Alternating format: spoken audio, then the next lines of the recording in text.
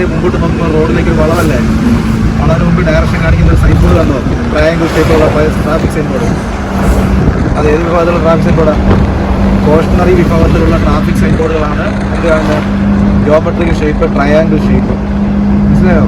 അപ്പോൾ എന്ത് കാണിച്ചിരുന്നത്? വളവിൻ്റെ ഡയറക്ഷൻ അല്ലേ, വലത്തേക്ക് വളയുന്നു. ഇങ്ങനെയുള്ള സ്ഥലങ്ങളിൽ നമ്മൾ എന്ത് ചെയ്യേണ്ടത്?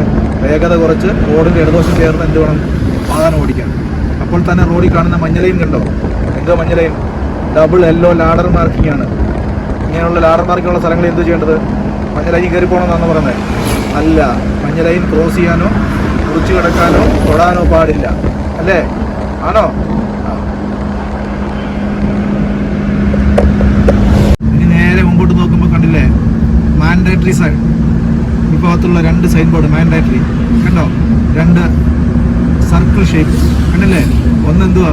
50 കിലോമീറ്ററിൻ്റെ സ്പീഡ് ലിമിറ്റ് കാണിക്കുന്നു. രണ്ടെന്ത് കാണിക്കുന്നത്? ഡോണ്ട് ഓവർടേക്കിങ് ആണോ? അപ്പോൾ അതിന് മുമ്പിലൊരു വളവുള്ളതുകൊണ്ട് വളവിന് മുമ്പിൽ കാണുന്ന ഒരു മാൻഡേറ്ററി ട്രാഫിക് സൈൻ ബോർഡാണ്. സ്പീഡ് ലിമിറ്റ് ഒന്ന്, ഡോണ്ട് ഓവർടേക്കിങ്.